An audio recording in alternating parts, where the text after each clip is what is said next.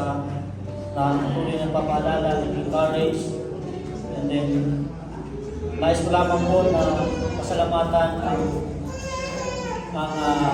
bumubuo ng list sa CW. At nais ko lamang po encourage yung bawat isa sa atin. Una-una po sa nag-graduate, mga nag-graduate po mga kapatid. In-encourage po yung bawat sa inyo na magpatuloy po tayo magpatuloy na magpagaling sa ating Panginoon. At hindi ibig po sabihin na tayo po ay nagtapos at meron na tayong diploma.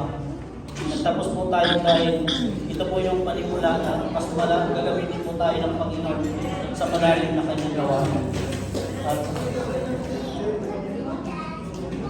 At sa mga nais po mag-aral, sa inyong mga narinig sa mga bachelors at mga nagtapos mga kapatid, we encourage everyone na ang pag-aaral po ng PISA ay napakasaya po,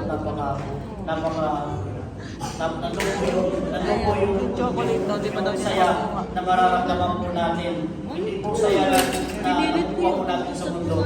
Subalit, ito po yung saya na nakukuha po natin sa mundo. Kinain na namin yung isa kanina masarap. Yun po yung trabaho natin. Ang hirap po mga kapatid na pagsabayin yung trabaho sa pag-aaral mga kapatid. Lalo na po sa akin, minsan pag ako po umuwi galing sa trabaho, ang trabaho po kasi driver po ako, salesman po, mahirap po mga kapatid.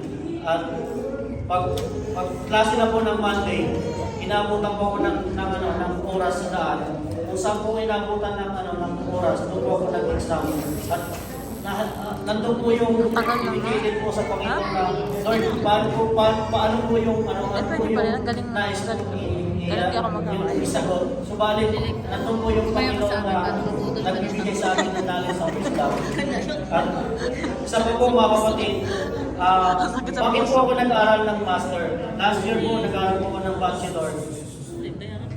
Bakit po ako nag-aaral ng master mga kapatid? Kaya i-encourage ko lang po sa mga kapatid po natin na mag-aaral po this year.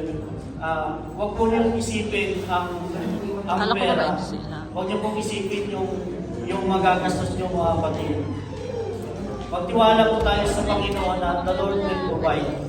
Mga kapatid, last year po, nag-aaral po ko ng master ng theology.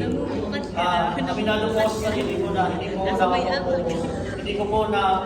ko naipasa, hindi po ako nakapagawa ng mga college, kaya po wala po akong medals. Hindi po ako nag-aaral ng master para may pagpalaki ko sa sarili ko, nandito po sa harapan niyo. Nag-aaral po ako ng masters dahil nais ko pong matutunan ang leads, nais ko pong matutunan kung ano po ang mensahe ng Panginoon sa lahat na nais niyang iparating sa akin. At nais ko po pasalamatan ng isang pastor po na nagtuturo po sa leads. Sabi niya sa akin, ikaw pala si JC Yasis.